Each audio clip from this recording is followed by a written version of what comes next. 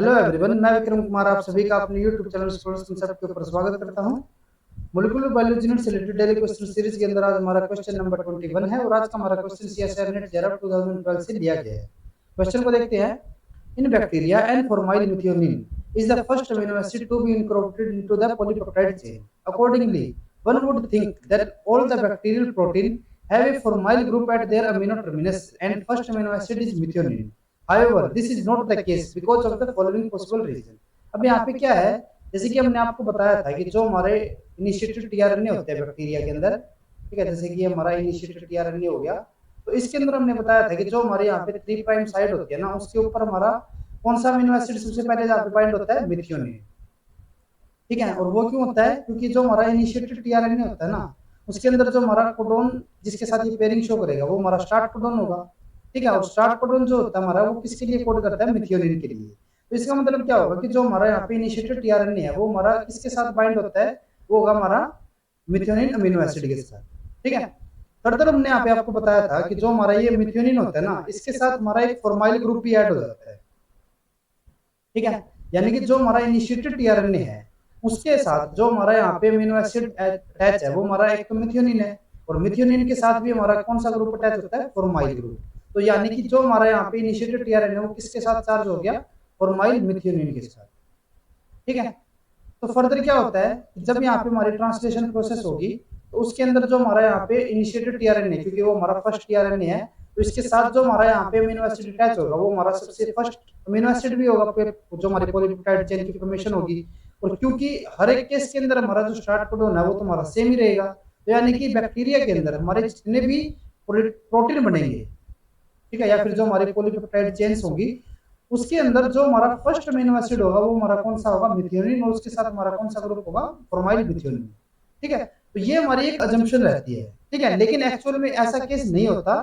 उसके लिए मैं यहाँ पे अलग अलग रीजन दिए हुए हैं कि वो हमारा केस ये क्यों नहीं रहता, यानी कि जो हमारा फर्स्ट अमीनो एसिड है वो हमारा मेथियोनिन क्यों नहीं होता, या फिर उसके साथ फॉर्माइल ग्रुप हमारा क्यों नहीं रहता। उसके लिए मैं यहाँ पे पॉसिबल रीजन दिए हुए हैं, उनमें से हमें करेक्ट ऑप्शन को यहाँ पे सिलेक्ट करना है। तो अगर हम यहाँ पे इस केस की बात करें कि जो हमारे बैक्टीरिया होते हैं, बैक्टीरिया के अंदर हमारा जो फर्स्ट अमीनो एसिड मेथियोनिन है, यानी कि उसके अंदर जो हमारे पॉलीपेप्टाइड चेन होंगी उन सब के अंदर हमारा जो फर्स्ट अमीनो एसिड होगा मेथियोनिन होगा। उसके लिए हमने आपको बताया था कि जो बैक्टीरिया होते हैं ना, बैक्टीरिया के अंदर हमारे एंजाइम्स होते हैं कुछ। ठीक है, जैसे कि यहाँ पे हमारा कोई पॉलीपेप्टाइड चेन की फॉर्मेशन हो गई इसके अंदर। अब जैसे कि ये हमारी फ्रेशली जब प्रिपेयर्ड है, ठीक है, यानी कि फ्रेश पॉलीपेप्टाइड चेन है, उसके अंदर तो क्या होता है कि जो हमारी चेन है ना, इसके अंदर हमारा फर्स्ट अमीनो एसिड तो क्या होगा, मेथियोनिन ही होगा। ठीक है, और इसके साथ क्या होता है, फॉर्माइल ग्रुप अटैच होगा। लेकिन जो बैक्टीरिया होते हैं ना, उनके अंदर हमारे कुछ एंजाइम होते हैं, जैसे कि एक हमारा एंजाइम होता है डीफॉर्माइलेज। ठीक है, हमने आपको ये लेक्चर के अंदर बताया था कि जो हमारे डीफॉर्माइलेज होते हैं ना, वो क्या करते हैं, इस फॉर्माइल ग्रुप को यहाँ से रिमूव कर देंगे।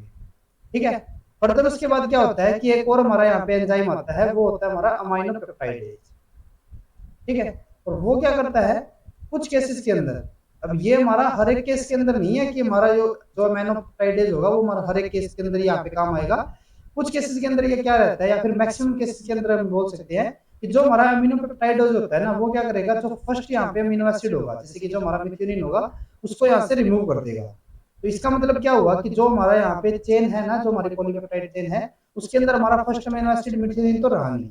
उसके अलावा जो हमारा अमीनो पेप्टाइडेज है ना, वो क्या करता है, मेथियोनिन को तो यहाँ से रिमूव करेगा ही, उसके साथ जो यहाँ पे एंड के ऊपर हमारे एक दो अमीनो एसिड और भी होंगे, जैसे कि अगर हम नॉर्मली बात करें तो जो हमारे दो अमीनो एसिड और भी होंगे ना, उनको भी यहाँ से रिमूव कर देता है।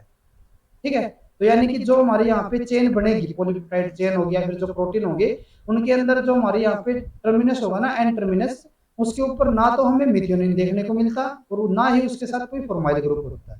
ठीक है, ये हमारे मैक्सिमम केसेस के अंदर रहते हैं। कुछ केसेस के अंदर हमारा मेथियोनिन फर्स्ट अमीनो एसिड हो सकता है, लेकिन वहां पे भी हमारा फॉर्माइल ग्रुप हमें नहीं मिलेगा, क्योंकि सारे केसेस के अंदर क्या रहता है कि जो हमारा डीफॉर्माइलेज होता है ना, वो फॉर्माइल ग्रुप को यहाँ से रिमूव कर देता है।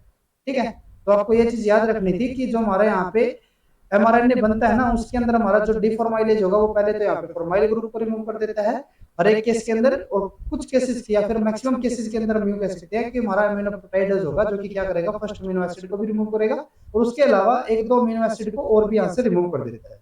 तो अगर हम यहाँ पे ऑप्शंस को देखें तो ऑप्शन में इन्होंने फर्स्ट ऑप्शन में दिया हुआ है deformylase remove the formyl group only during और after the synthesis of polypeptide. ठीक है, ये बिल्कुल, क्योंकि हमने बताया अभी कि जो हमारा डिफॉर्माइलेज होता है ना, वो क्या करता है, फॉर्माइल ग्रुप को रिमूव कर देगा। बाद सेकंड यहाँ पे स्टेटमेंट है, amino peptidase remove only the amino terminus methionine. ये हमारी इनकरेक्ट स्टेटमेंट होगी, क्योंकि जो हमारा यहाँ पे अमीनो पेप्टाइडेज होता है ना, वो हमारा सिर्फ मिथिलीन का यहाँ से रिमूवल नहीं करता, बल्कि इसके साथ जो हमारे दूसरे अमीनो एसिड्स भी होंगे ना, उनको भी यहाँ से रिमूव कर देता है। ठीक है, तो ये हमारे यहाँ पे स्टेटमेंट इनकरेक्ट है। नेक्स्ट सी स्टेटमेंट है यहाँ पे, amino peptidase remove the amino termination methionine as well as 1 और 2 एडिशनल अमीनो एसिड। ये हमारी बिल्कुल करेक्ट स्टेटमेंट होगी, क्योंकि ये क्या करता है, मिथ्योनिन को तो यहाँ से रिमूव करेगा ही, उसके साथ एक दो अमीनो एसिड को भी और रिमूव कर देता है। तो यहाँ पे हमारी ए और सी स्टेटमेंट वो हमारी करेक्ट हो जाती है, बी हमारी यहाँ पे अभी तक इनकरेक्ट है। देन उसके बाद डी स्टेटमेंट को अगर हम देखें, deformylase remove the formyl group as well as amino terminus methionine and add 1 और 2 अमीनो एसिड टू इट। ये तो हमारी बिल्कुल इनकरेक्ट ही होगी, क्योंकि जो हमारा डिफॉर्माइलेज होता है वो सिर्फ फॉर्माइल ग्रुप का रिमूवल करेगा, वो मिथ्योनिन से उसको कोई लेना देना नहीं है। और ये तो यहाँ पे ये भी बोल रहे हैं कि वो उसके अलावा कुछ दूसरे अमीनो एसिड को ऐड कर देता है, तो ये तो हमारी बिल्कुल इनकरेक्ट स्टेटमेंट है। तो यहाँ पे हमारी जो करेक्ट स्टेटमेंट होगी वो कौन सी होगी, ए और सी। तो अगर हम ऑप्शंस को देखें तो जो हमारा फर्स्ट ऑप्शन है बी और सी, ये हमारा इनकरेक्ट हो गया, ये भी हमारा इनकरेक्ट हो गया। तो जो हमारा यहाँ पे थर्ड ऑप्शन होगा वो हमारा करेक्ट हो जाएगा। इसके अंदर हमारा जो ए और सी स्टेटमेंट है वो हमारी यहाँ पे करेक्ट रहेगी। जो हमारा डी ऑप्शन है वो भी यहाँ पे हमारा इनकरेक्ट हो जाता है। तो यहाँ पे हमारा जो करेक्ट ऑप्शन रहेगा वो हमारा थर्ड हो जाएगा।